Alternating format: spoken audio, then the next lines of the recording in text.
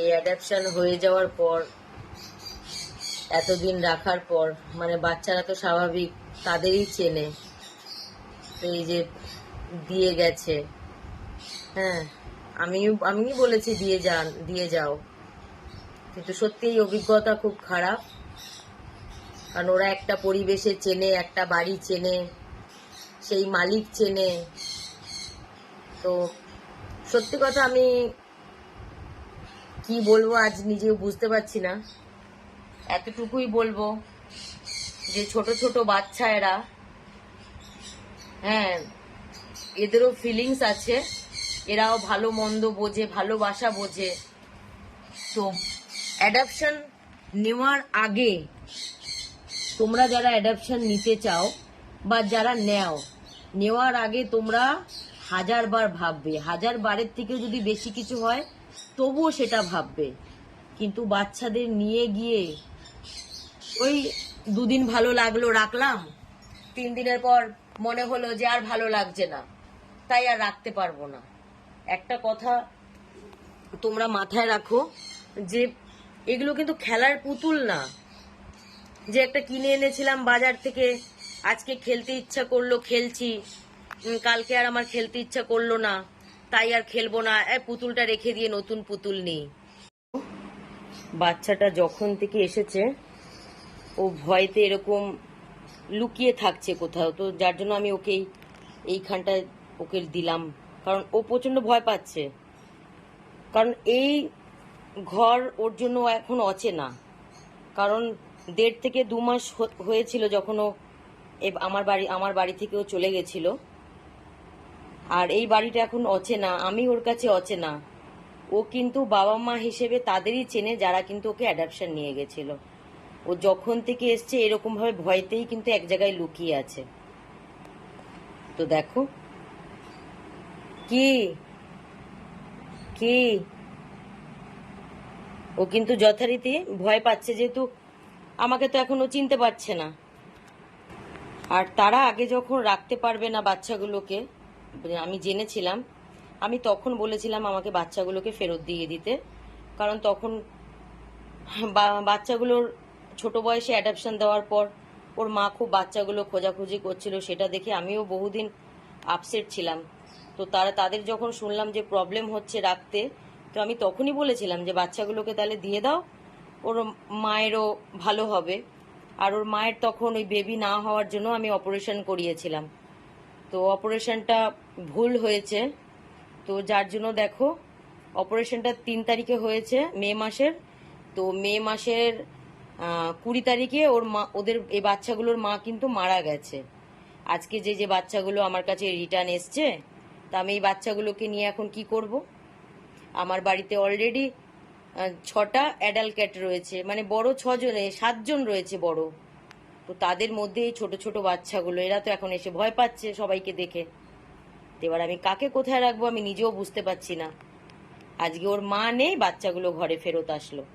আর একটা কথা, যে অ্যাডাপশন দিয়েই যদি কেউ মনে করো যে আমাদের দায়িত্ব শেষ, আমরা তো বাড়ি থেকে বাচ্চা বার করে দিয়েছি, আমাদের কি, আমি কিন্তু সেটা মনে করি না। আর আমি যদি মনে করতাম তাহলে কিন্তু এই বাচ্চাগুলো আজকে আমার বাড়িতে আমি ফেরত নিয়ে আসতাম না। হ্যাঁ, আমি ফেরত নিয়ে এসেছি। তারা যখন আমাকে পরশুদিন জানিয়েছে যে তারা এবার ফাইনালি বাচ্চা রাখতে পারবে না, তো আমি তখনই বলেছি যে বাচ্চা তাহলে আমার বাড়িতে ফেরত দিয়ে যাও। আমি তো চাইলে ইগনোর করতে পারতাম, দূর বাচ্চা আমার বাড়ি থেকে চলে গেছে, ওর মাও মারা গেছে, আমি বাচ্চাগুলোকে নিয়ে কি করব, তাই না? আমি তো ইগনোর করতে পারতাম, বাট আমি ইগনোর করতে পারবোই না কখনো। কারণ বাচ্চাগুলো অ্যাডাপশন দিয়ে দিলেও বাচ্চাগুলো কিন্তু আমার বাড়ির বাচ্চা, আমার বাচ্চা, আমার বাড়ির বাচ্চা, আমার বাচ্চা, তাই আমি কখনোই ইগনোর করতে পারবো না।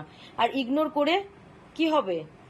তারা অন্য কাউকে দিয়ে দেবে, না হলে যদি সেরকম কেউ না রাখে রাস্তায় কোথাও গিয়ে ছেড়ে দিয়ে আসবে ব্যাগে করে। সেটাই তো করে মানুষ সাধারণত। এই যে ছোট ছোট বাচ্চারা যে রাস্তায় দেখতে পাই ছেড়ে দিয়ে গেছে, তো এরকমই তো করে। তো অ্যাডাপশন নেওয়ার আগে তোমরা কেন ভাবো না? তোমরা কেন তোমাদের অসুবিধা সুবিধা এগুলো ভাবো না কেন? আচ্ছা বলো তো, মানুষের বাচ্চা যদি এরকম অ্যাডাপশন নাও, মানুষের বাচ্চা, তাহলে কি করতে? এইভাবে ফেরত দিয়ে যেতে? না রাস্তায় ছেড়ে দিতে, না কাউকে দিয়ে দিতে পারতে না, না, কারণ ওটা মানুষের বাচ্চা আর এটা তো বিড়ালের বাচ্চা, কি হবে? না, বিড়ালের বাচ্চা হলেও ওদের কিন্তু ফিলিংস আছে, জাস্ট ওরা কিন্তু ওদের কিন্তু মুখে ভাষাটা নেই। আজকে দেখো, ও যে বাড়িতে থাকতো এতদিন, ও কিন্তু সেখানে পুরোপুরি খেলা করতো, সারা বাড়িতেও দৌড়ে বেড়াতো। ও যখন থেকে এই যে দিয়ে গেছে, আজকে মে মাসের 31 তারিখ রবিবার, বাচ্চাগুলোর মা মারা গেছে মে মাসের 20 তারিখ। তো যখন থেকে এসছে দেখো, বাচ্চাগুলো কিন্তু ভয়ে এক কোণাতেই জড়সড় হয়ে আছে, কারণ ও জানে এইটা ওর নিজের বাড়ি না। আমি ওর চেনা, ওর মানে ওর চেনা প্যারেন্টস না, ও কিন্তু বুঝতে পারছে সেটা। ওই জানলার কোনায় একটা বাচ্চা, আমি পর্দাটা সরিয়েছি, আর একটা বাচ্চা দেখো এখানে এইটার তলাতেই থাকছে।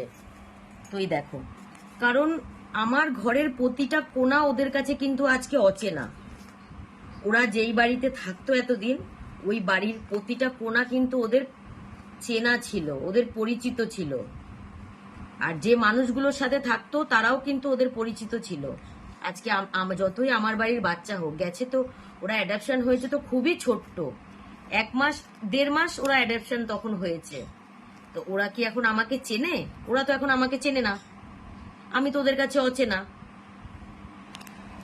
মানুষের বাচ্চা অ্যাডাপশন নিলে তোমরা এটা করতে পারতে না, অথচ বিড়াল কুকুরের বাচ্চাগুলোকে অ্যাডাপশন নিচ্ছ। হ্যাঁ, 2 দিন পর মনে হচ্ছে আর আমরা রাখবো না, তখন যা খুশি ডিসিশন নিচ্ছ, তাই না? তো যারা অ্যাডাপশন, ও আচ্ছা, সব থেকে বড় কথা আছে, এই অ্যাডাপশন ক্যাট অ্যাডাপশন পেজটা হয়েছে, এটা হয়ে ভালোই হয়েছে, তাই না? আজকে অ্যাডাপশন নিচ্ছি, বাচ্চা 1 মাস 2 মাস পর ফেরত দিয়ে দিচ্ছি, কেউ 6 মাস পর ফেরত দিয়ে দিচ্ছে।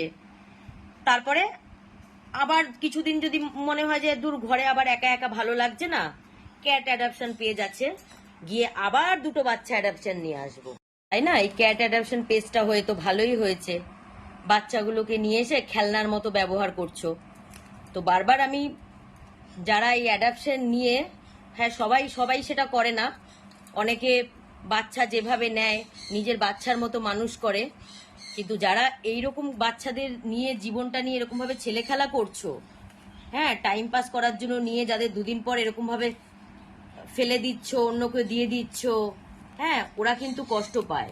এগুলো করো না, এগুলো কিন্তু তোমরা যেটা করছো এটাও কিন্তু এক প্রকার ক্রাইমই বলে, এক প্রকার ক্রাইমই করছো এটা।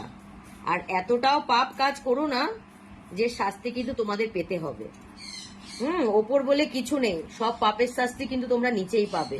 আজকে ওরা অবলা বলে, ওদের মুখে ভাষা নেই বলে তোমরা ওদের নিয়ে এরকম ভাবে ছিনিমিনি খেলছো, এটা করো না, ঠিক আছে? এটা করো না। বাচ্চা নেওয়ার আগে আমি বলেছি না, 1000 বারের থেকেও বেশি যদি ভাবতে হয় সেটা ভাববে। বাচ্চাকে ঘরে এনে যদি নিজের সন্তানের মতো মানুষ করতে পারো, সমস্ত দায় দায়িত্ব পালন করে, তবেই একটা বাচ্চা অ্যাডাপশন নিয়ে ঘরে নিয়ে আসবে। ওই ঘরে এনে বাচ্চাদের খেলে 2 দিন পর তাকে রাস্তায় ছেড়ে দেবে না।